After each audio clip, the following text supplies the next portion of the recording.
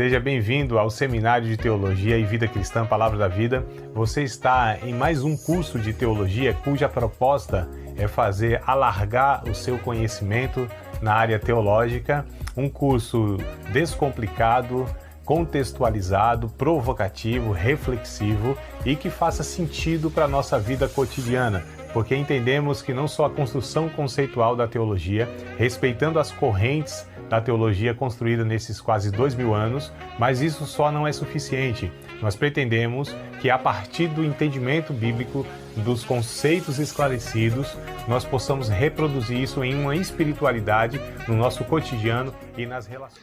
A gente vai dar continuidade, na verdade, né? Só para a gente não perder o fio da meada, né? Na aula passada, embora a gente vai entrar num outro tópico mesmo agora, né? Mas só para refrescar um pouquinho a memória, nós falamos no finalzinho da aula passada que o conselheiro ele precisa mostrar esperança, né, para a pessoa e estabelecer as expectativas, né? Então, a gente precisa, de fato, ir mostrando a esperança dentro de uma realidade. Ou seja, as coisas, elas têm a gente tem um alvo lá na frente e ele pode ser alcançado, né? Então, há, de fato, a possibilidade da melhora, da resolução, sabe, da otimização dessa situação. É uma esperança dentro da realidade. E a gente estabelece essas expectativas, né? Então a gente falou que a gente não pode prometer, por exemplo, soluções fáceis, rápidas. Isso é uma imprudência, né? Coisa assim que do dia para a noite vai resolver, que se ela tomar algumas atitudes, aquilo vai assim rapidamente se solucionar. Principalmente se são questões relacionais onde envolve terceiros, né? Não é apenas a própria pessoa, tem terceiros. Então, jamais a gente pode, dessa forma tão imprudente, né? Tão irresponsável, dar expectativas que não sejam reais. Então, a gente precisa, e não tem nada a ver com falta de fé, né? Mas a gente não tem que exercer a fé. A fé ela não é imprudente, a fé ela não é irresponsável. A fé, a nossa fé cristã, entende dos processos da vida. E nós sabemos que nos processos da vida, Deus nos sustenta em todos eles, né? É essa graça que nos dá o recurso para a gente administrar aquilo que muitas vezes não será solucionado como nós desejamos.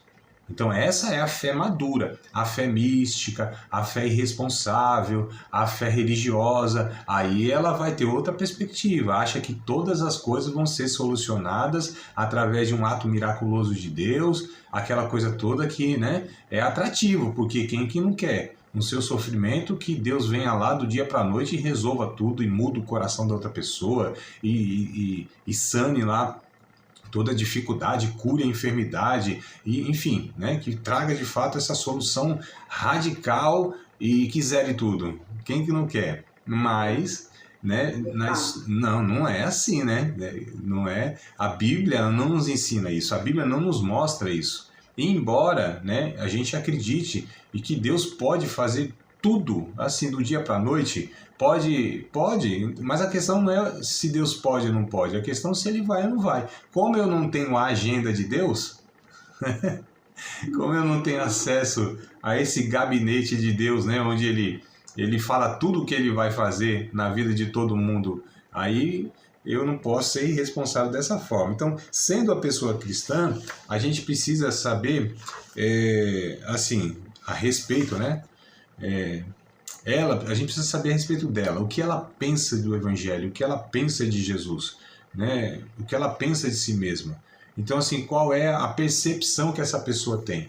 Porque, infelizmente, Manvalda e os demais alunos depois que vão assistir a aula, a gente percebe que muitos dos nossos irmãos têm uma compreensão muito equivocada a respeito de Deus, a respeito do Evangelho. Foram ensinados assim de uma forma totalmente equivocada, né? Então a gente precisa sondar essas coisas. Mas o que você pensa? Né? Porque a gente, muitas vezes ouvindo as pessoas, a gente vê nitidamente uma compreensão distorcida do Evangelho e de Deus, de quem é Deus. Aí começam as frustrações, né? Por que Deus não faz isso? Por que Deus não faz assim? Por que Deus não sei o quê? Eu tô tendo tal comportamento, eu sou obediente nisso. Quer dizer, não entende o Evangelho, não conhece o Evangelho, né? Não sabe, assim, de uma forma adequada quem é Jesus. Jesus não é um gênio da lâmpada, né? Que você dá 3 esfregadinhas lá, ou dá umas esfregadas e sai ele, e você faz 3 pedidos e ele vai atender porque você fez o negócio certo. Porque você fez o negócio correto, ele vai atender, né, os seus desejos, ou mesmo as suas necessidades legítimas. A gente não está falando muitas vezes de questões que não são nem legítimas, né? Porque é legítimo a pessoa querer parar de sofrer. É legítimo a pessoa querer sabe, estar naquela situação, né, de angústia. Isso é legítimo. Mas a vida, ou melhor, o Evangelho não nos blinda de todo o sofrimento da vida. O que o Evangelho faz é nos dar esperança, é nos dar um objetivo de vida, é nos dar condição para ressignificar, recalcular a rota da nossa vida, né, nos acidentes que a gente muitas vezes aí se envolve, né, os acidentes relacionais e etc e tal. Então a gente precisa fazer tudo isso, né? E aí a gente falamos dos Eu já passei assim por essa fase, né? Uhum. Eu já passei, eu quase me afundei na fé. Eu quase me afundei na fé, porque Deus tem que fazer, e Deus não fez. Nossa, foi muito difícil, mas amadureci, né? Um dia amadureci, né? O barco quase afunda. Aliás, Mavalda, tem até, você me falou agora de quase naufraguei na fé, né? Afundei na fé. Tem um texto, inclusive, lá em Timóteo, aí não lembro se é a primeira ou segunda, deve ser segunda Timóteo. Paulo escreve a esse jovem pastor e disse: alguns fizeram naufrágio na fé. Né? Emineu e Alexandre. Exatamente. Eles por outros motivos, né? Por outros motivos. Lá parece que foi ganância, alguma coisa do tipo. Mas aqui a irmã falou de naufrágio na fé, eu lembrei desse texto, né? Eles naufragaram, afundaram, mas por quê? Né? Talvez estava num barco aí totalmente errado, né? Numa canoa furada, como a gente diz, né? Entrar numa furada. Nossa, mas foi muito difícil para mim, pastor. Foi muito difícil mesmo. Sim, porque a gente se apoia, amada, naquilo que Deus nunca estabeleceu como verdade, nunca prometeu, né? A nossa âncora está em lugar que não é seguro. A gente não está no porto seguro do Evangelho, né? É alguma coisa que foi nos apresentado, e aí esse é o ponto. Deus, ele só se compromete com aquilo que ele estabelece como verdade, né? Aquilo que ele fala, aquilo que a sua palavra ensina, não o que eu, né, distorcendo a palavra de Deus, falando as minhas loucuras, os meus achismos, falo em nome de Deus e Deus vai cumprir. Né? E Deus se responsabiliza. Deus, ele só se responsabiliza por aquilo que ele fala, não por aquilo que pessoas usando o nome dele dizem. Então esse que é o grande problema muitas vezes, né? Então olha só a responsabilidade, a seriedade do negócio, né? De nós falarmos em nome de Deus, usarmos a palavra de Deus e para afirmarmos, né, coisas a respeito sobre a vida das pessoas. Então é preciso ser muito prudente mesmo, né? É preciso ser muito responsável, né? Não é fácil não esse negócio aí de estar falando e dizendo não, Deus, né? Colocando o nome de Deus aí. É muito complicado, mas enfim. Aí a gente mais ou menos abordou isso aí no final da aula passada. E hoje, né, eu quero iniciar aqui falando o seguinte, que nós como conselheiros, nós temos que trabalhar por mudanças, tá? Mudanças reais mesmo. Então o conselheiro deve efetivamente ajudar o aconselhado, né, a estar tomando as ações necessárias, tá? Para que haja uma mudança real a partir de um entendimento lúcido de si, olha só, dos problemas que o levaram à situação presente e dos outros envolvidos. Então deverá traduzir isso no comportamento. Agora a observação que eu quero fazer aqui não é que a gente decide pela pessoa. Não é que a gente fala, você tem que fazer isso, isso e isso. Não, nós ajudamos, né? É o que eu coloquei aqui, ó. Nós ajudamos, tá? A pessoa a estar tomando, né, aí essas ações necessárias. Nós auxiliamos. Apontamos algumas opções, algumas possibilidades, mas assim, é responsabilidade da pessoa tomar aquela decisão como fruto de um entendimento, de um amadurecimento da compreensão que ela está tendo, né? Então a gente precisa tomar muito cuidado, porque senão a gente infantiliza a pessoa no sentido que nós tomamos uma decisão por ela nos obedece de alguma maneira, faz, mas muitas vezes não foi como fruto de um amadurecimento da compreensão. E aí é muito perigoso. Fora a responsabilidade, se eu falo para a pessoa faz isso, isso, isso, toma essa e aquela atitude, e aí as consequências daquilo, e o resultado daquilo. Então é responsabilidade de quem falou, não foi de quem fez. Quem fez estava obedecendo. Então a gente precisa ter muito cuidado com esse negócio, mas a gente precisa trabalhar com mudança, sabe? De fato, conduzir a pessoa, dar a ela recurso e ferramenta para que ações práticas, para comportamento mesmo, para que haja mudança de vida, sabe? De atitude, né? Essa questão mesmo não é só de, falou, a pessoa falou, a outra compreendeu, aceitou aquilo como uma coisa sensata e tudo mais, tá? Mas e aí?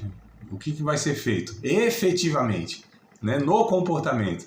Porque muitas vezes, vamos pegar as pregações, ouve-se as pregações no domingo, e aí na segunda, aquilo não é colocado em prática. Então, assim, que efeito teve aquilo? Que benefício, né? Qual foi o resultado de ter ouvido uma mensagem de Deus, se não é colocado em prática? Do que vale nós irmos conhecendo a vontade de Deus se a gente não aplicar na vida? De nada vale, pelo contrário, aquilo talvez até seja contra nós, porque quanto mais conhecimento, esclarecimento nós estamos recebendo e menos nós aplicamos, mais culpados ou responsáveis nós seremos diante de um maior conhecimento que a gente está tendo, porque o ignorante terá, né, aí uma consequência. Agora, aquele que é esclarecido e não pratica, a Bíblia diz isso, né? Aí ele será ainda mais responsabilizado. Lucas, alguma coisa lá que vai falar isso, né? Evangelho de Lucas. Enfim, então como alvo definido e a metodologia fundamentada, né? Então a gente tem um alvo e uma metodologia. Então segue a edificação da vida da pessoa. Aí eu coloquei aqui o que seria o alvo, como seria o alvo, tá? Qual seria o alvo, né? E qual seria a metodologia, tá? Isso seja feito, né? Então o alvo, abordar o problema. Então a gente identificou o problema, aborda o problema. Qual é o problema daquela pessoa? Né? De repente, complexo de inferioridade. Qual é o problema? Descontrole? Qual é o problema? Ganância? Desequilíbrio? É o problema, é tratar de fato, identificar e tratar. Então, assim, aborda o problema, né? Não é falar sobre um monte de outra coisa e a pessoa ela sai dali e tal, ou a gente caminha com ela e fala de um monte de coisa, mas não aborda de fato o cerne da questão, o problema mesmo, né? Aí a gente mostra a importância do Evangelho. Tá? A importância do Evangelho, né? Os valores, nós estamos trabalhando com aconselhamento cristãos, para cristãos, né? Então a gente mostra a importância do Evangelho, né, sobre aquele problema, tá? E aí o terceiro ponto desse alvo, a gente promove a conformidade com Cristo. Então a gente ajusta, fala, ó, a questão é essa, o problema é esse, o pecado é esse, o desajuste é esse, ó, o Evangelho, ele propõe isso, aí a gente ajusta isso com Cristo, para que essa pessoa ela vá crescendo em Cristo, sendo edificada em Cristo, se tornando um discípulo de Cristo, mais parecida com Cristo, o seu caráter seja moldado, o seu comportamento reflita a natureza de Jesus na vida dela, né? Então, isso aqui é o alvo, é o objetivo, né? Como fazer isso? Qual é a metodologia que a gente propõe? Primeiro ponto, isso aqui a gente, na verdade, a gente está retomando algumas coisas que a gente já falou, né? Mas é fundamental. Ouvir com discernimento. A escuta, na psicologia, aqui na psicologia e na psicanálise tem uma pequena diferença no termo que eu vou falar agora, né? Uma, ela entende e... não é que entende em si, né? É que usa de uma forma, conduz de uma forma. Tá? Então a palavra é essa, conduz. Conduz de uma forma. A psicologia conduz a escuta ativa de uma forma e a psicanálise conduz a escuta ativa de outra forma. Então são conduções diferentes. Mas a escuta ativa, ela quer dizer que não é apenas uma pessoa ouvindo passivamente. Então não é uma escuta passiva, é uma escuta ativa. O que isso quer dizer? Que enquanto nós vamos ouvindo, aquilo para nós vai servir como material para compreender de fato qual é a origem, quais são as questões, as raízes, né, daquilo que aquela pessoa está falando, que nem sempre ela mesma identifica, mas é papel nosso identificar por essa escuta ativa, né? Isso que é o ponto, tá? Então, assim, a metodologia é essa. Né? Oi? Interessante, sim, né? Essas escutas. Uhum. É necessária, Amanda. Necessário, meu Valda. Porque, assim, nós somos aqueles que apenas não ouvem, né? Escuta como tendo audição. Nós vamos nos interessar, nos debruçar diante daquilo que está sendo falado, porque Jesus disse, do que fala a boca é o coração que está cheio, não é? As palavras, elas denunciam os sentimentos, elas denunciam os pensamentos. As palavras são fruto disso, né? Verbalizar é a tradução de pensamentos e sentimentos. Então as pessoas vão falando e elas nem se dão conta, elas não se ouvem. Então é interessante isso, né? As pessoas não se escutam, elas vão falando, mas elas nem sempre elas estão tendo a noção do que está sendo falado por elas mesmas. Não tem essa lucidez. E aí nós que temos que fazer, né, essa leitura, essa análise, né, mais fria, mais técnica nesse sentido, né? É por isso que a gente precisa ter muito cuidado de se distanciar, não se envolver emocionalmente, porque a gente tem mais condição de fazer essas análises, né? As emoções, elas deixam o nosso raciocínio prejudicado, comprometido. Então é por isso que as pessoas que são aconselhadas geralmente estão prejudicadas no raciocínio, na lucidez, não conseguem, né, racionalmente, de uma forma mais clara, lúcida, analisar as questões e tomar ações sobre aquela situação e tal. Nem identifica, quanto mais buscar um caminho, né? Então a gente faz isso. A nossa metodologia é essa, ouvir com discernimento. É que eu coloquei aqui discernimento, né? Mas a palavra técnica aí dos terapeutas, né? Tanto, como eu disse, psicólogos e psicanalistas, são escuta ativa, tá? Considerar a resposta do coração daquela pessoa, como que aquela pessoa está respondendo diante daquele problema, daquela situação. É com raiva, né? É com desesperança. Qual a resposta do coração diante daquela situação? Né? Diante de um luto, diante de um desemprego, diante de um desajuste relacional, né? Como o coração dessa pessoa está respondendo isso? Então a gente também precisa atentar para isso, né? Qual a resposta do coração dessa pessoa? E aí nós devemos falar a verdade bíblica em amor. Falar a verdade bíblica em amor. Aqui entra um confronto. Tá? Nossa metodologia é um confronto, não tem como. Né? Agora não me lembro, acho que não foi no nosso curso de segunda-feira aqui, deve ter sido outro aí na semana, né? A gente tem mais alguns cursos aí ao longo da semana. Tudo na área de teologia, mas são diferentes, né? E alguém perguntou como... foi de quarta-feira, estou lembrando, até a irmã agora eu me lembro.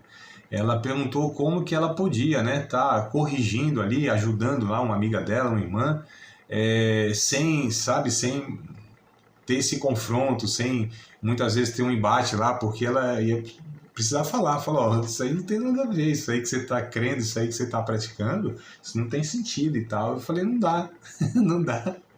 Tem como, né? Não tem como você não confrontar. Se você vai corrigir algo, você vai ter que mostrar o erro, né? A questão lá. Agora, é o como isso é feito. Aqui faz toda a diferença, né? O como você fala. A verdade em amor. Tem que confrontar, tem que ser corrigido, né? Tem que ser tocado na ferida. Mas como se faz isso? Eu me lembrei agora, falando aqui, dessa figura do médico, do enfermeiro, né? Que vai tratar uma ferida. Como ele faz toda a diferença, né? Ele sabe como manusear aquilo, né? Quais são os procedimentos para que haja menos dor, né? Para que haja mais eficácia. Então, o tratar a ferida ali e tal, como que imobiliza, né? Quais são os medicamentos que usa. Então, assim, a técnica, né? Como é feito, faz a diferença. Mas nós precisamos falar a verdade em amor. O que é falar a verdade em amor? É quando a gente, embora sendo duro, porque a verdade ela confronta, a verdade ela traz à tona a feiura do pecado, né? Ela desnuda. É bem interessante um texto de Hebreus, capítulo 4, verso 12 e 13, diz que a palavra de Deus ela é mais penetrante do que espada de dois fios, né? Penetra até a divisão da alma, do espírito, das juntas e das medulas, e ela é apta para discernir os pensamentos e as intenções do coração, né?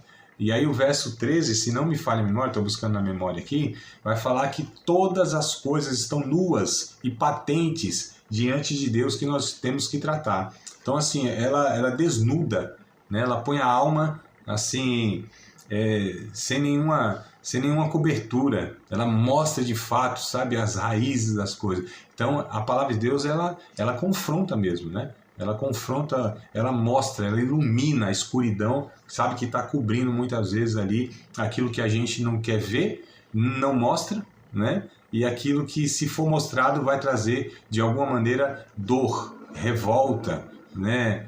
Frustração, decepção e tudo mais. Mas esse processo, ele é inevitável para a cura, de fato, né? Para a restauração da pessoa.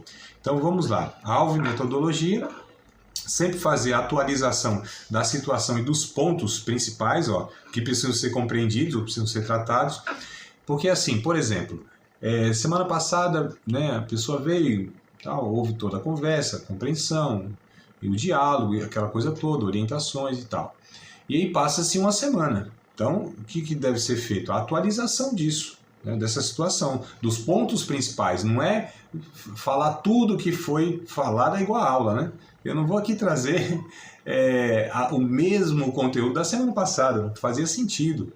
Eu preciso retomar alguns pontos, né, me aprofundar neles, retrabalhá-los e etc e tal. Então, atualizar esses pontos aqui principais, tá? Aqueles que precisam ser compreendidos e tratados. Enquanto não for compreendido aqueles pontos principais e tratados, então precisa sempre voltar neles, né? Até que se entenda, não, isso aqui já foi compreendido, já foi tratado, tá? Esse é um ponto, então vamos para o outro. Porque a gente não vai tentando resolver um monte.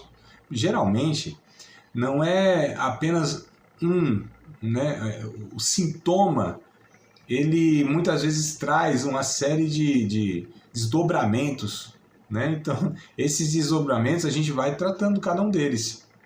A gente não pode achar que não, vamos resolver tudo aqui, ou vamos falar sobre tudo. Não, a pessoa muitas vezes ela vai falando de um monte de coisa, né? Um monte de coisa. Mas se a gente não tiver cuidado, limitar, direcionar, né? Retomar, não, calma aí, você falou disso aqui, vamos voltar nisso aqui.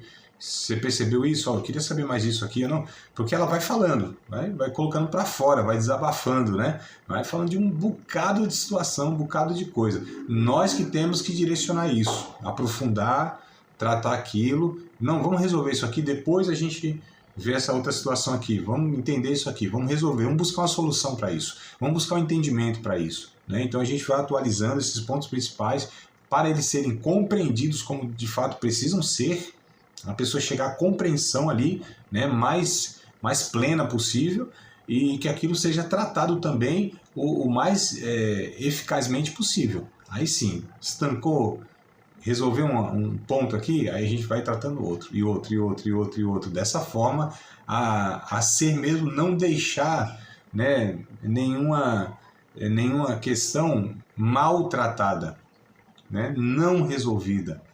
A gente chama de mascarar, né? A gente vai mascarando, né? Na medicina eles usam muito isso, né? Tal remédio mascara lá o sintoma e a doença e tal. A gente pode mascarar, a gente precisa identificar e fazer o que tem que ser feito de fato. Então, sempre levando em consideração como o coração da pessoa está respondendo, né, a Deus. Isso aqui é a recapitulação de algumas aulas passadas, né? Sempre levar em consideração isso. Como o coração dessa pessoa está respondendo a Deus, ao ego, né, às outras pessoas e às circunstâncias. Então, esses 4 pontos aqui, a gente já falou em umas 2 aulas, mais ou menos, né, foi tratado sobre isso aí. Isso é importante, sempre. Não é que a gente falou e não, deixa lá para trás, e não, isso precisa ser, a gente vai construindo, né? Não é que a gente deixa para trás, não, vai agregando. Então, a gente compreendeu isso aqui, e vamos sempre colocando isso aqui dentro dessa construção, dessa compreensão do aconselhamento, né? Então, alguns exemplos de perguntas, né, elas podem ser feitas. Isso é uma questão prática mesmo, né? Como que a gente está abordando a pessoa aqui e a questão prática. Você pode me falar mais sobre como foram, né? Olha só, nessa semana as coisas, tá? Aí, referentes a alguns dos assuntos que discutimos. Então, uma das perguntas que eu acho bem interessante é essa aqui que a gente pode fazer, né, para a pessoa. Você pode me falar sobre como foram, né, nessa semana as coisas referentes a alguns dos assuntos que nós discutimos? Ou seja, semana passada, por exemplo, falamos de tal e tal coisa. Como foi essa semana? Aquilo que a gente falou na semana passada lá. Como você lidou com isso? Né? Houve alguma situação que surgiu, os pontos lá que a gente falou, como você lidou com isso, como que você tratou isso, como que isso afetou você. Então, fazendo sempre essa questão, né? De não deixar que as coisas vão ficando para trás e a gente vai falando de um monte de coisa e, como eu disse, né, não vai tratando. Então a gente sempre precisa fazer essa retrospectiva.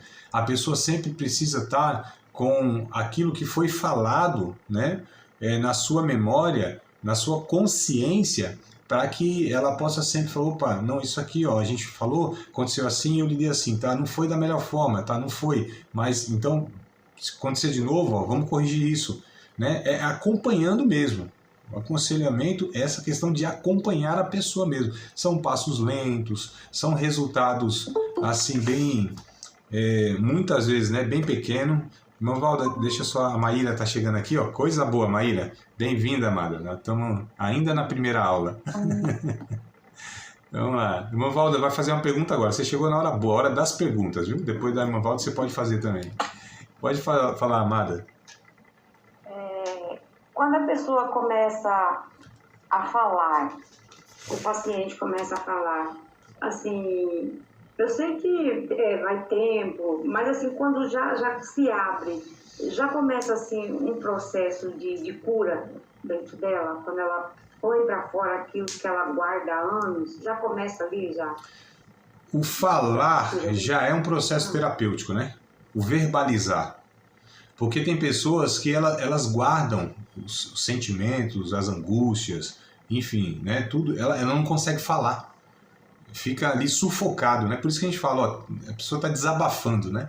Ela está colocando para fora. O fato de você falar, verbalizar, isso já é um processo terapêutico.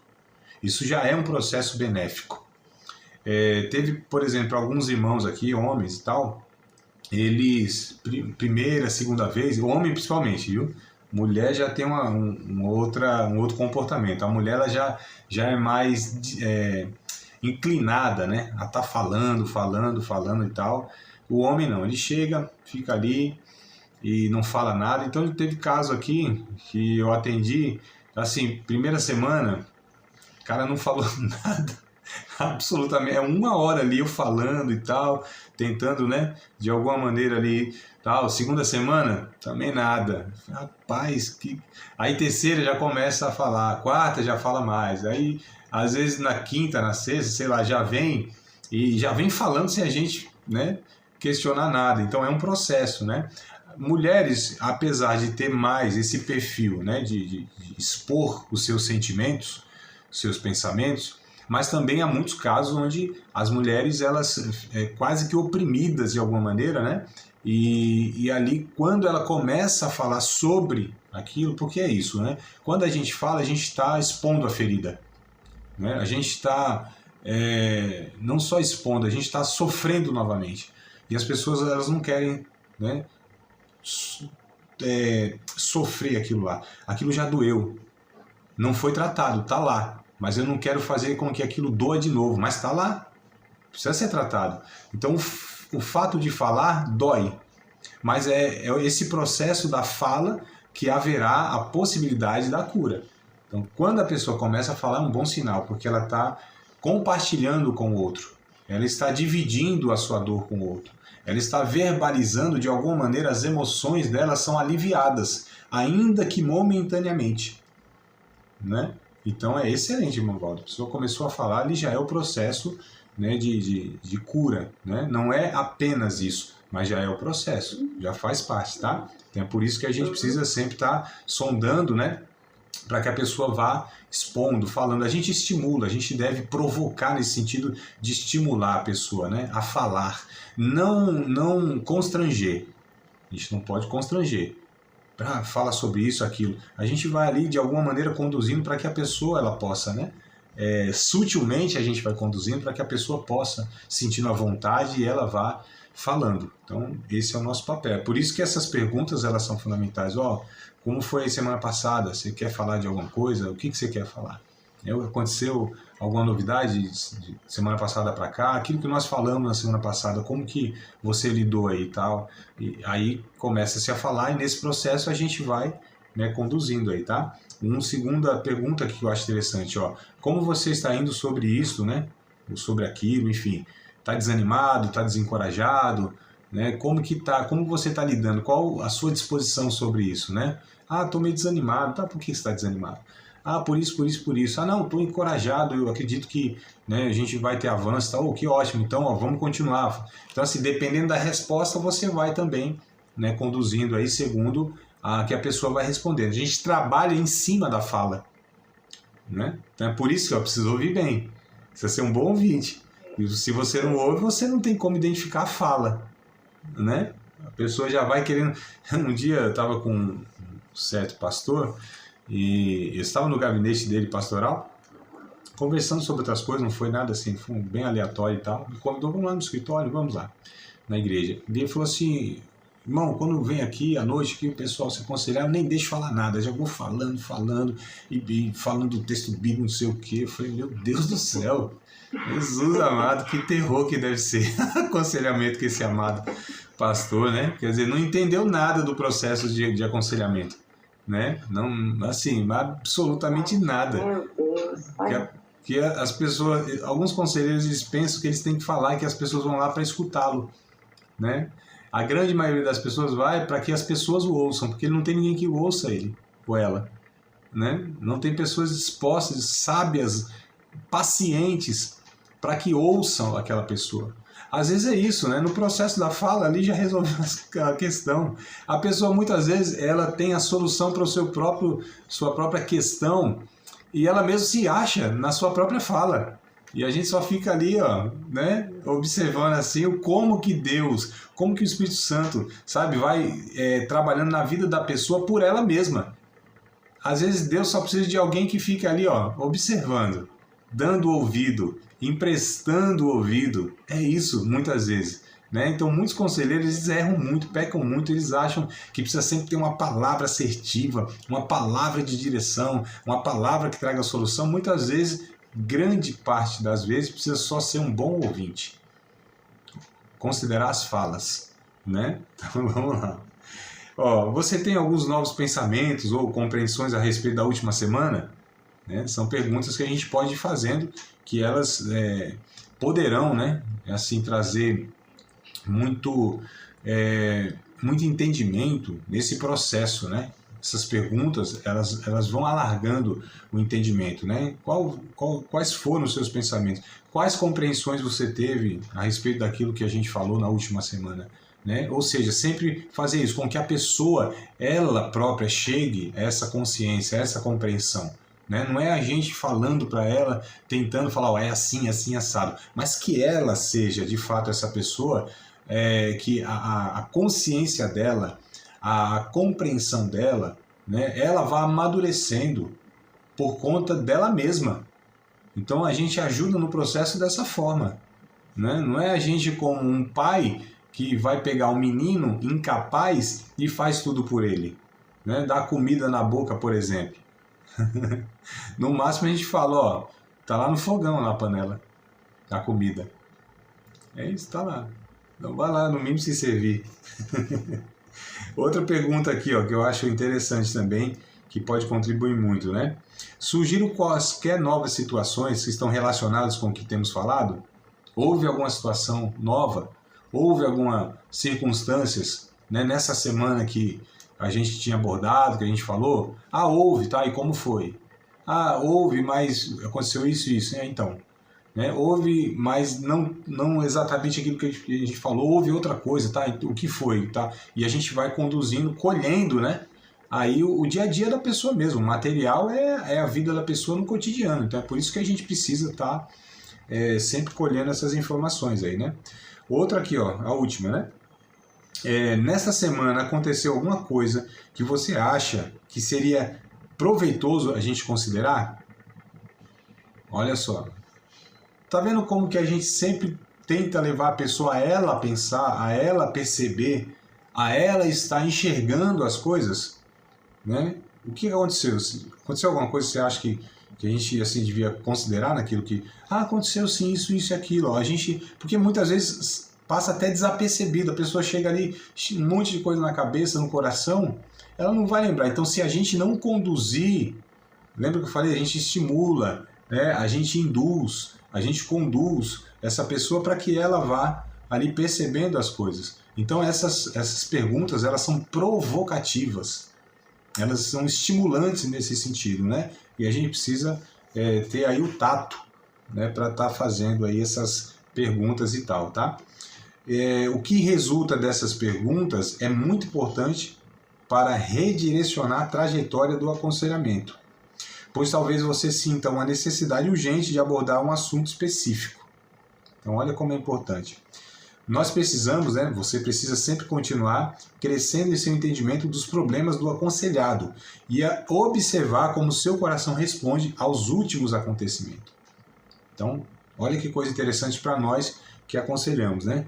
A gente sempre precisa ir crescer, compreendendo mais ainda a pessoa que a gente tem aconselhado e sempre sondando, sempre sensível e sempre atento, né, de como essa pessoa está respondendo, como que estão sendo as reações dela, pela fala, como eu falei, né, como eu disse aqui. Então a gente precisa sempre ter essa cautela aí, tá? A observação analítica deve sempre, olha que coisa interessante, desembocar numa provocação útil, né, na mudança de comportamento do aconselhado. Então, essa observação que a gente faz, ela deve, sim, provocar de uma forma que a pessoa ela possa perceber e aquilo leve a uma mudança.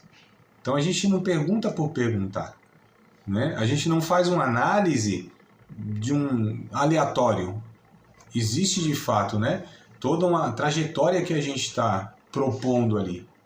Então, quando a gente faz uma análise, quando a gente fala alguma coisa, isso deve ser provocativo, deve desembocar nessa provocação útil, tá? Dessa mudança de comportamento da pessoa, né? Sempre conduzindo de fato. Nós precisamos ser muito assertivos, né? É um desafio, né?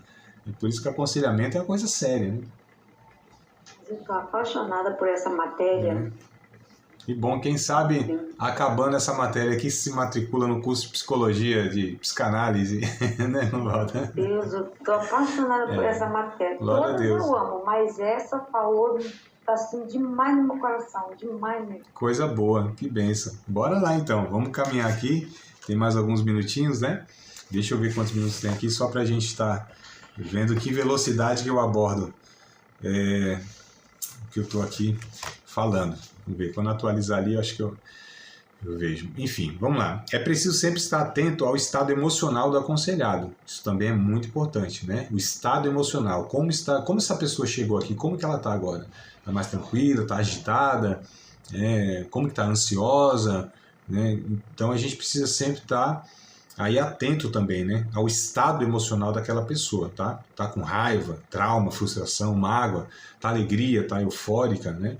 E isso é expressado por palavras, tá? Por ironias, né? Às vezes a pessoa é irônica lá e tal, a gente fala, opa, aqui a gente identifica alguma coisa, né? Por exemplo, eu odeio fulano. Acho que Deus nem se importa comigo. Umas frases assim, né? Ninguém sabe o que estou passando. Ninguém me entende. Então a gente já percebe pelas frases, né? Pelas falas, como que está o estado emocional daquela pessoa. Tá? Então é bem interessante a gente estar observando isso aí também. A aceitação social, né?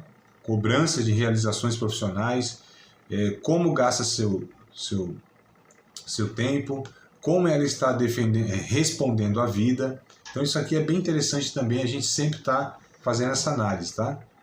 Como essa pessoa lida com tudo isso aqui, né? Como que está o trabalho dela, como que está a questão lá da igreja, por exemplo, né? Com essas relações sociais, como que essa pessoa está lidando com isso, como isso tem afetado ela, como que a cobrança no trabalho afeta ela, como que o relacionamento lá com o filho, com o esposa, enfim, né, familiar tem afetado, como tem sido essa relação com o pastor, com o seu líder, com irmãos, com a igreja. Então a gente precisa estar entendendo tudo isso, né, para que a gente compreenda o que de fato está prejudicando e o que precisa ser corrigido, né, retrabalhado nisso. Opa, trabalho, lá que está, de repente... Porque assim, nem sempre a pessoa está tendo uma dificuldade na igreja, no lar, e nem sempre é ali. Às vezes é o trabalho que a pessoa não está conseguindo administrar e está descontando todo mundo em casa, né? E aí vai prejudicando o relacionamento da família. Ou de repente o negócio é na igreja, não está sabendo lidar com a igreja. Aí a pessoa acaba ou descontando na família, ou então lá de alguma maneira no trabalho, né? Não consegue separar essas esferas de relacionamento. Então a gente precisa entender onde é a fonte do negócio, né? Nem sempre é onde a pessoa fala que está sofrendo, mas é onde é a fonte, o que está contribuindo para que essa pessoa ela tenha essa dificuldade relacional aqui, ali ou acolá.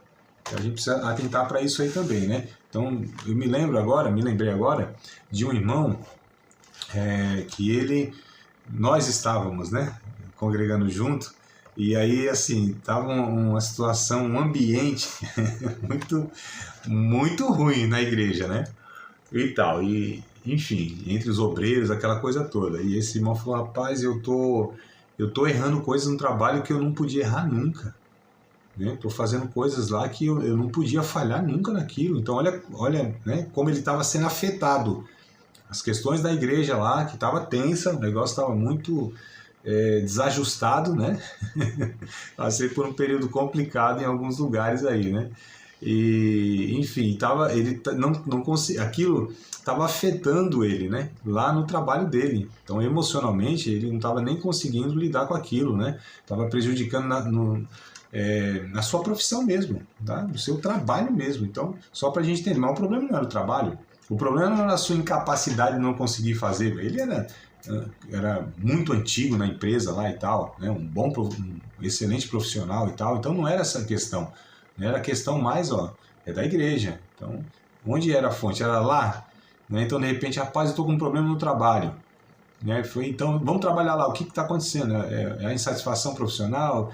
São as companhias lá? Então, às vezes, está vendo como a gente pode trabalhar de uma forma errada, focando onde não é, de fato, a causa do negócio? Né? Então, a pessoa reclama lá. De repente, ela podia reclamar se eu, por exemplo, não tivesse conhecimento, né, desse irmão, porque nós estávamos na mesma situação lá. Se de alguma maneira ele não identifica isso e fala para mim, o negócio lá é na igreja, eu não estou conseguindo lidar, e no trabalho, se ele chegasse apenas com essa reclamação: rapaz, o meu superior me chamou a atenção lá porque eu não estou conseguindo realizar, eu já falei umas coisas lá que eu nunca falei e tal. Aí a gente não tem, né, a clareza da fonte, do problema de fato, da raiz. Aí a gente vai combater onde não é a raiz do problema. Então aí aqui a gente vai ficar patinando, né? Tentando tratar, a gente não descobre, entre aspas, a enfermidade. E a gente vai tratando alguns médicos, por exemplo, cometem umas falhas dessa, né? E eles vão querer tratar uma coisa e não é aquilo. Dificilmente isso acontece, né? Mas há caso também. Por conta de não identificar onde é a fonte do negócio, do problema, da enfermidade e etc e tal. Então a gente precisa ter muito cuidado disso aí também. Ofereça remédios que resgatem e deem orientação. Olha só. Olha que coisa curiosa aqui, né, irmã Valda? Que a gente falou, nem sei se foi aqui já gravando ou se foi nos bastidores antes da gente gravar, sobre essa questão de salvação e saúde, né? Saúde. Né? Então, olha só as expressões aqui. A gente está falando de remédio, né? Que é aquilo que a gente entende que está falando de uma enfermidade, né? De uma doença. Mas claro que a gente está usando de uma forma até simbólica aqui, né? Não é? E nem pode receitar nada, viu? Pelo amor de Jesus, né? Tem uns irmãos que acham que pode até dar receita medicamentosa e pode, não, vai lá na farmácia, compra tal remédio, usa assim assado. Nós não somos médicos, não. Né? Aliás, nem o psicólogo e nem ainda que fosse o profissional da área da terapia, né? O psicanalista ou psicólogo não pode receitar nada, não. É só o psiquiatra lá, porque ele é formado em medicina, né? Então, imagina a gente, né? Que está aí nessa empreitada de conselheiros religiosos e tudo mais. Enfim, mas oferecer remédios que resgatem e dêem orientação, né? Quais são os melhores caminhos para lidar com os problemas? É isso que a gente está falando, desses remédios, né? Essas orientações. Aí eu coloquei uma observação aqui, ó. É o conselheiro que tem que falar quais caminhos são mais adequados, mas não falar diretamente, tá?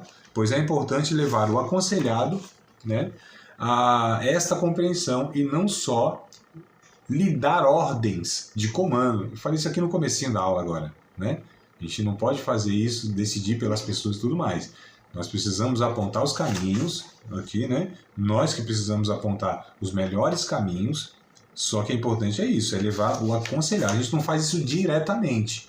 A gente vai conduzindo de uma maneira a mostrar que há possibilidades. Esse é o ponto. Nós mostramos, ó, a essa possibilidade, a essa possibilidade e a essa possibilidade. Qual faz mais sentido para você? Né? Então a gente sempre vai colocar como responsabilidade da pessoa tomar a decisão. O que você acha disso? A pessoa sempre vai querer saber o seguinte: o que você me fala? O que você me direciona? O que você faria no meu lugar? Né? Então a gente tem que ter muito cuidado. Fala, ó, existe essa opção, existe essa opção. Se você tomar essa atitude, possivelmente vai ter esse desdobramento. Se você seguir por esse caminho, possivelmente vai ser esse desdobramento. O que você entende que é melhor? O que tem mais significado para você? O que faz mais sentido, melhor dizendo, para você? Né? Ou, porque às vezes assim, alguns casos não tem opção boa. Tem a pior e a menos ruim. Mas nem sempre a gente se depara com, não, aqui ó, tem um caminho bom aqui, que aqui o negócio... Eu estou lidando agora com... Agora. Faz 2 anos, mais ou menos, 2 anos para mais, tá? Lidando com a situação, com a pessoa, e assim, chegou numa situação que estava tudo ruim. E eu falei, bom, você tem 2 opções. Uma é ruim e a outra é menos pior. Não tinha jeito, mano. Não tinha uma boa solução para aquela situação. Não existia, né? Aliás, teria uma possibilidade se a outra pessoa ela tivesse uma disposição, mas a outra pessoa mostrou por A mais B durante muito tempo que não tinha essa disposição. Não tinha. A não ser que ela aceitasse Jesus e se convertesse de uma maneira assim radical. E não é que eu não acreditava, é que a gente vai identificando, a gente sabe. Era mais de 2 anos acompanhando a pessoa, né? Então a gente falou, ó, da forma que está a trajetória aí, tem a boa e a ruim. Aí você que escolhe qual delas você vai tomar, o que você quer para a sua vida, né? E algumas vezes a pessoa ali fala, não, mas o que eu faço? Eu falei, bom, as duas vão ter consequências. O que você está disposta a enfrentar? Essas consequências ou aquelas consequências? Né? Então, assim, existe esse difícil e existe esse difícil. Os dois são difíceis. Qual difícil você vai escolher? Então, a gente não pode, amados, né? Porque se a gente fala, não, vai por esse caminho. Amados, eu sou responsável por aquela pessoa porque eu falei para ela fazer exatamente aquilo. E tem situações que são muito críticas. Vindo aqui, era algo assim muito crítico, a ponto de ter até mesmo risco de vida, eu não sei. Né? Então, olha só como as coisas são sérias. Então, a gente precisa ter muito cuidado disso aí. Olha só, incentivar a pessoa, né, se for cristã, claro, a estar nutrindo sua relação de comunhão com Deus. Isso não estou espiritualizando, a gente está falando de cristãos. Então, assim, se as pessoas passando, sei lá, por qualquer questão difícil na vida, se ela vai nutrindo sua vida de comunhão com Deus, ela vai ter mais recurso para enfrentar aquilo. Sendo cristã, vai ter mais recurso. A graça de Deus, né, a presença de Deus, a leitura bíblica, a vida de oração, onde você vai derramando a sua alma diante de Deus, onde a graça de Deus vai te envolvendo de uma maneira real.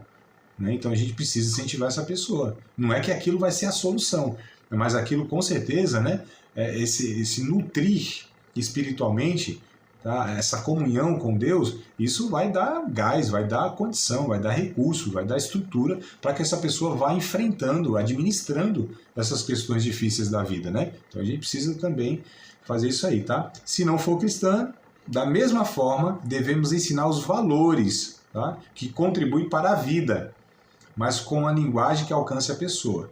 Então, assim, a gente precisa levar em consideração que muitas vezes nós vamos aconselhar pessoas que não são nascidas de novo, que não são cristãs. Às vezes até dentro da igreja, né? Mas eu nem estou colocando essa questão, não. Eu estou me referindo de fato a pessoas que não frequentam a igreja, que não professam a fé em Cristo e tal. Só que a gente precisa ensinar os valores, tá, cristãos. Eu não estou falando de evangelizar a pessoa, não. Estou falando de ensinar os valores cristãos, tá? Para a vida. Então a ética aqui, ela precisa também aparecer, né? Só que com a linguagem que a gente está acostumado a falar com crente, né? Então as linguagens, nossa, é tudo de Bíblia. E não faz muito sentido para a pessoa que não tem esse contexto nosso, que não tem as informações, que não tem essa linguagem que nós temos. Então a gente precisa atentar para isso. É uma pessoa que não é cristã, opa, então aqui eu vou me policiar mais, porque é costume nosso a gente falar de texto bíblico, de verdade bíblica, a linguagem que a gente usa, né? Meu irmão, você precisa ter discernimento dessa situação aqui, porque a gente vai conduzindo sempre aquilo para quem é crente não tem dificuldade, né? Só que a gente precisa tentar quem é que está na nossa frente lá, tá? A gente precisa reintroduzir Deus na compreensão da pessoa, isso estou falando dos cristãos, né? E corrigir o entendimento errôneo a respeito de Deus e da realidade da vida. Então, como eu disse aqui em algum momento dessa aula aqui, há muitos irmãos com uma compreensão totalmente equivocada a respeito de Deus, do Evangelho, e fica alienado da vida. Fala, existe uma realidade da vida, existe né? A gente não vive numa bolha, não. A minha fé não vai alterar realidades, muitas vezes, né, que está estabelecida pelo próprio Deus, ou de uma estrutura que está aí e existe. Porque a gente precisa reorientar, né? Reintroduzir Deus na vida dessa pessoa, desse cristão. Então, às vezes a pessoa está lá 10, 15, 20 anos num contexto cristão, pensando um monte de coisa a respeito de Deus, e isso vai refletir de como ela lida com a vida, né? E às vezes está tudo errado, tudo equivocado. E às vezes o sofrimento é justamente por entender tudo isso errado. Aí a gente tem esse desafio, reintroduzir Deus na compreensão, né, corrigir esses entendimentos que são totalmente errados. Vou dar um exemplo aqui bem simples, né, de um acompanhamento que eu estou tendo junto com a minha esposa, um casal, mais especificamente com a irmã, e ela pontuando algumas questões que estava trazendo sofrimento para ela. Eu falei, mas calma aí, Deus nunca pediu isso de você. A Bíblia não ensina isso. Você está sofrendo, está angustiada, né, por questões que Deus ele não lhe cobra dessa forma isso. Você não precisa estar nessa sofisticação, não, nessa desenvoltura, melhor dizendo, nessa performance, né, religiosa e tal. Calma aí, você está trazendo sofrimento, então a gente precisa ressignificar isso, reorientar isso, né? Então olha só como a gente precisa... É um discipulado, né? No sentido mais prático do negócio, de você, sabe, levar a pessoa a seguir Cristo mesmo, né? A compreender Cristo, a se relacionar com Cristo, né? Então, mesmo pessoas que frequentam igrejas e são cristãs professos, encaram a vida com base num conjunto de padrões mundanos. Então, assim, o que tem também de irmãos nossos, né, que estão no contexto de igreja, só que a forma como eles lidam com a vida, como governam a sua vida, são padrões do mundo. Então, calma aí, a gente precisa também trabalhar isso, né? A gente precisa falar, não, calma aí, o discípulo de Cristo não vai por esse caminho, né? Como você está lidando isso aqui não é comportamento, não é pensamento, não é planejamento, não é propósito de vida de um discípulo de Cristo. Então, tem muitas pessoas na igreja que têm um projeto de vida mundano. E muitas vezes não está lá naquele pecado escancarado, né, que Jesus libertou ele lá das drogas, da prostituição, da bebida, do que quer que seja lá, da mentira, enfim. Mas a vida dele, né, dele no geral aqui de uma forma genérica, ou dela, pessoa, né, nem homem nem mulher, a vida dela, da pessoa, ela não foi ressignificada. Na salvação foi liberta, não é mais escrava daquele pecado que dominava, não tem alguns comportamentos que tinha, não frequenta mais os lugares que frequentava. A gente pensa que isso aqui resume, isso aqui já é o tudo da salvação. Nossa, ó, a evidência, a pessoa é salva, porque não tem mais aquela prática lá de pecado que era escandalosa, não vai em alguns lugares lá que né, favorecia isso, não tem mais aqueles comportamentos e tal, e a gente pensa que aqui é o todo da salvação.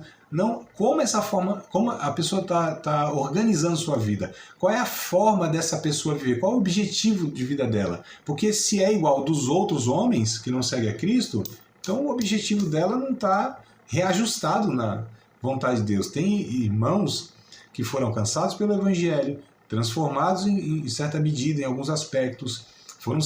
Se morrer hoje é salvo, né?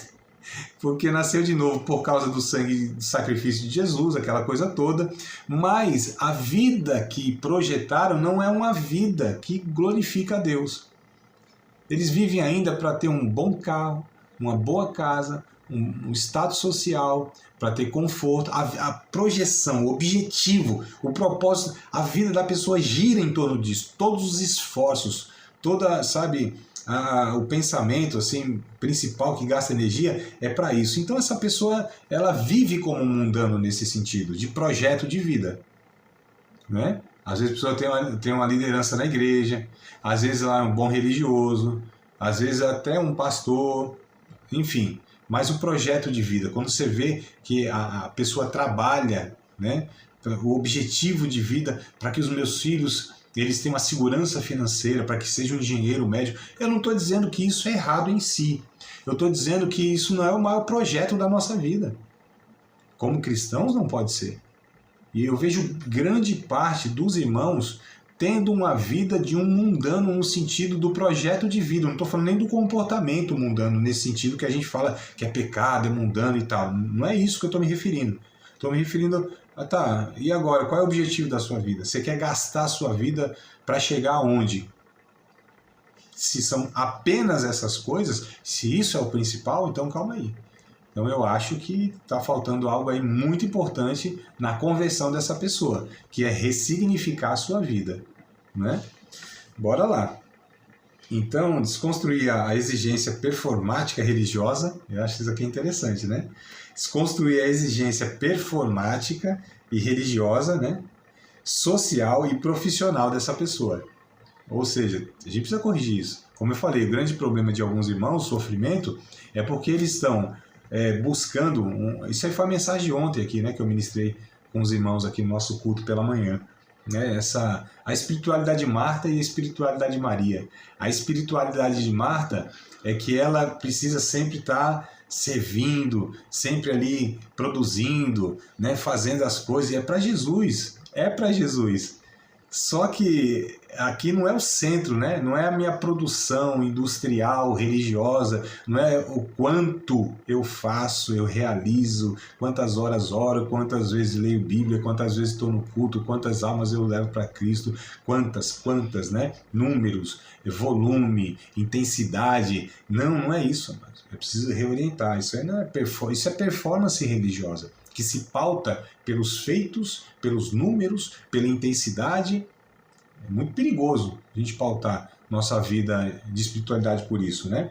E também essa performance social, que muitas vezes, né, as pessoas elas buscam e não dão conta. É exigência social, como eu falei, do status, né? Da questão de mostrar, né? A gente precisa mostrar que nós temos tais e tais coisas, né?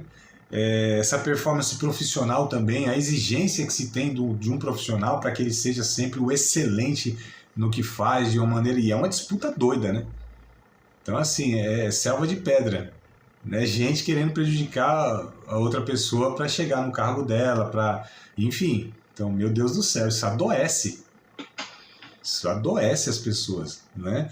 Ambientes de trabalho muitas vezes são os piores ambientes, adoecedores. Gente sempre olhando para outra numa desconfiança enorme, né? Na primeira oportunidade prejudica a pessoa para ganhar, para ir no seu lugar, enfim. Então, essas coisas doidas, a gente precisa desconstruir tudo isso aí, tá? E a gente precisa desconstruir para que as pessoas elas descansem no amor de Deus. Descansem, as pessoas estão cansadas. As pessoas não conseguem descansar. O descanso para muitos, para quem vive na performance religiosa, nessa autoimagem e nessa imagem social, para quem vive nessa pegada do profissional nesse sentido, né, mais intenso, que prejudica a sua própria saúde, sua própria relação na família e etc e tal, para quem vive nisso, eles não pensam na importância do descanso.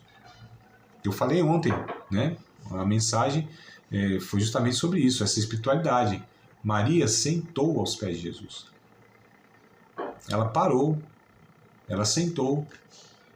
Ah, mas Marta estava fazendo e ainda reclamou com Jesus. Mas o senhor não se importa que ela me deixou aqui? Calma, Marta, uma só é necessária. Aí quem vive nessa loucura, ainda acha que o outro que não faz do jeito que ele faz está todo errado. Está em pecado, não ama a Deus, é frio. Ele que, né? Aí quer que impor sobre as pessoas. A sua forma de servir a Deus quer impor sobre as pessoas. Então quem não faz como ele está errado. Faz Jesus, ó, tá tudo errado. E o ruim é isso é o líder, né? Ou são os líderes, que aí eles oprimem os liderados. E o ruim quando isso é o esposo, que é aí que oprime os filhos e a esposa, ou é a esposa, e quer oprimir os... Quer dizer, tem que servir com essa intensidade, desse jeito. É servindo, é trabalhando, é mostrando. Né? Isso é uma coisa de doido. Desse jeito. Né? Desse jeito mesmo. Aí eu falei sobre o Elias, inclusive, né? O Elias, ele, assim, numa intensidade. A história de Elias, ele no relato ali de Reis, primeiro Reis, né? Vai mostrando lá, ele já chega lá daquele jeito, né? Se eu sou homem de Deus, desça fogo do céu e consome, ele vai naquela batalha, aí depois vem os profetas, aí ele ora lá e não chove, aí depois vem e chove de novo, aí vem os profetas de Baal, de Azera, aquelas centenas de profetas, a rainha, o rei Acabe e a rainha lá também, a Jezabel, enfim. E aí o cara naquela intensidade toda, aquela loucura toda, ministério, homem de Deus, e enfrenta e expulsa demônio, enfrenta a batalha e tal. Aí chega um dado momento lá que o cara tá numa caverna, em depressão. Não, se fosse qualquer estudante de psicologia recém-formado, ia dar um diagnóstico, ele está em depressão. Complexo de inferioridade, não sou melhor do que os meus pais. Solidão, né? Se enfiou numa caverna lá, não queria mais nada com nada, pediu a morte, eu quero morrer, ideação suicida. Então aqui facilmente era diagnosticado, tá em quadro de depressão. Qual que é a receita de Deus? Dorme, se alimenta, faz um exercício físico, né? Mononga é a caminhada aí, caminha, estou até dando recurso para você caminhar pelo menos 40 dias, que é para ver se anima e continua a academia depois. E ressignifica a sua vida. Você tem um ministério ainda que precisa deixar outro no teu lugar, que é o Eliseu. Você não é... Você acha que é só você? É nada, tem mais 7 mil aí, ó. Né? Então, olha as recomendações. Descansar, dormir bem, se alimentar bem, exercício físico e ressignificar a vida. Isso aqui, inclusive, é que todo um bom psicólogo, num quadro depressivo, é uma base para que ele possa estar cuidando da pessoa. Né? Se consegue organizar isso aqui, ó. Bom sono, boa alimentação, exercício físico e ressignificar a vida. Tá vendo, amado? Agora, cabe isso aqui na mente de uma pessoa que vive nessa loucura? Não cabe. O descanso? Não, que isso? Eu vou descansar. Descanso é só no céu, irmão. Só na eternidade que a gente vai descansar. A gente tem essas conversas. Então a gente precisa ter muito cuidado, né?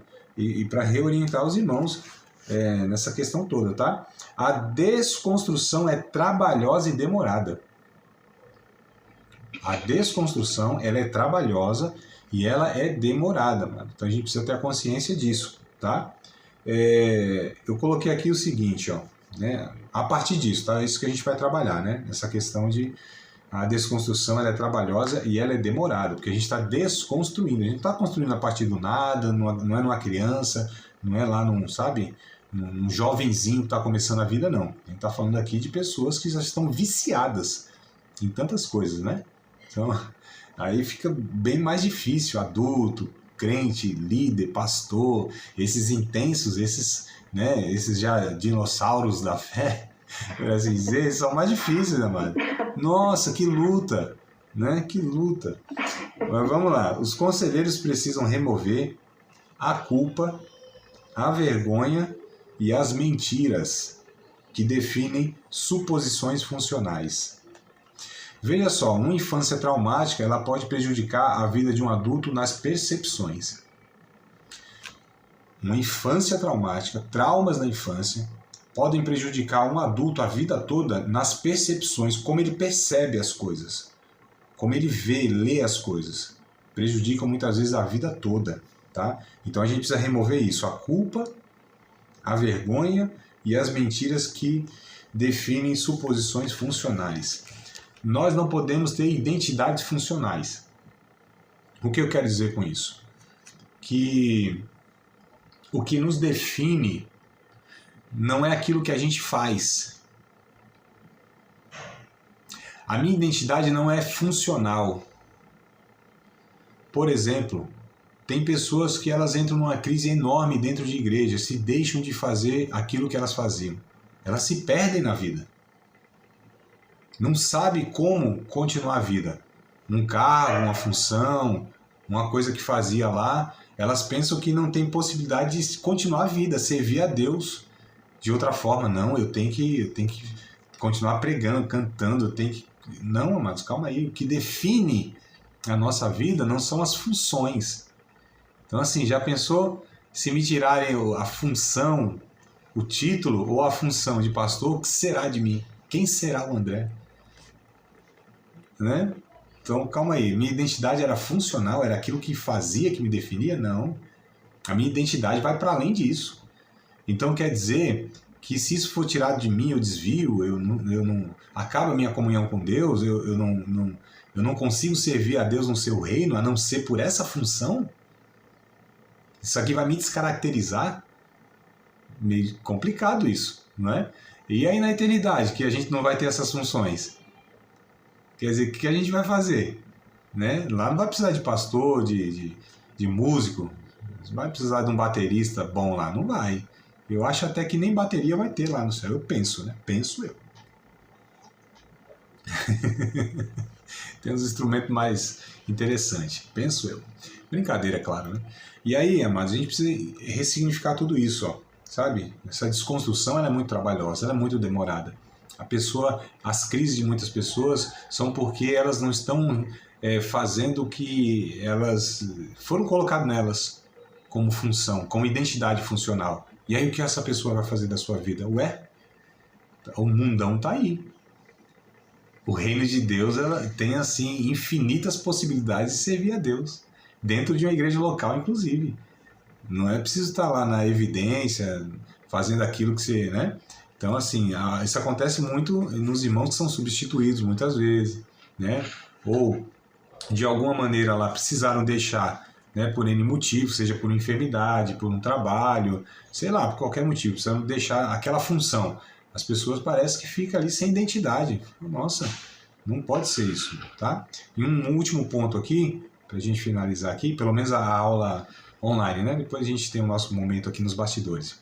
Deve-se oferecer uma nova moldura de vida à pessoa sob a perspectiva de Deus. Então a gente faz isso. Isso é demorado, como eu falei aqui, essa desconstrução é trabalhosa, tá? Só que a gente precisa fazer isso, né? Trazer esse ressignificado, ó, sem culpa, sem vergonha, retrabalhando algumas mentiras que foram vendidas para essa pessoa, né? Que se ela não fizer aquilo, Deus não vai se agradar, Deus vai pesar a mão, não vai estar no centro da vontade de Deus. Se sair daquela função e tal, são mentiras que são vendidas para a pessoa, precisa retrabalhar.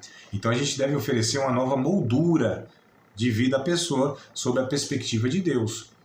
Olha quanta coisa essa pessoa ela pode estar realizando de uma maneira que seja frutífero para o reino de Deus, para a vida humana, para as pessoas. Olha como ela pode servir a Deus em tantas outras possibilidades.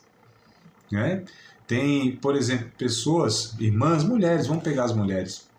Mulheres muitas vezes que entram em crise, mulheres cristãs eu estou dizendo, entram em crise quando se depara numa situação que tem que ajudar o esposo, tem que trabalhar ou fora ou dentro de casa, e aí tem os filhos para cuidar, isso demanda uma energia absurda.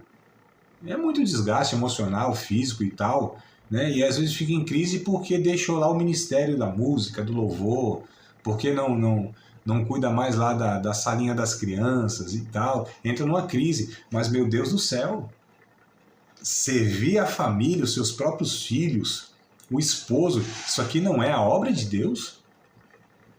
Se não for, eu não sei mais o que é, mas uma mulher sendo uma mãe ali, né, que se preocupe com seus filhos, cuide dele fisicamente, intelectualmente, emocionalmente, espiritualmente. Uma esposa que, sabe, dê um ambiente agradável no lar para os seus filhos, para o seu esposo. Se isso aqui não é servir a Deus e o seu reino, eu não sei mais o que é. Mas muitas vezes algumas irmãs estão em crise porque não estão na igreja, não estão lá naquele ministério, porque alguma circunstância fez com que fosse necessário dar essa atenção exclusiva nesse sentido de serviço, de empenho ao seu lar, à sua vida, ao seu parente, ao seu pai, à sua mãe que está no leito de hospital ou necessitando de cuidados, e essa pessoa precisa se ausentar muitas vezes daquele ministério igreja local. Então a gente precisa oferecer uma nova moldura de vida para essa pessoa, na perspectiva de Deus. Você acabou de participar de mais uma aula de um dos nossos cursos do Seminário de Teologia, Vida Cristã, Palavra da Vida. Espero que tenha te abençoado, não só alargado o seu conhecimento teológico, mas que tenha também atingido o teu coração para que você possa, a cada dia mais, reproduzir a vida de Deus nas suas relações cotidianas. Se você ainda não é aluno oficial de um dos nossos cursos, se inscreva aqui no contato que vai aparecer do WhatsApp. Também nos siga nas redes sociais, se inscreva no nosso canal, compartilhe à vontade e Deus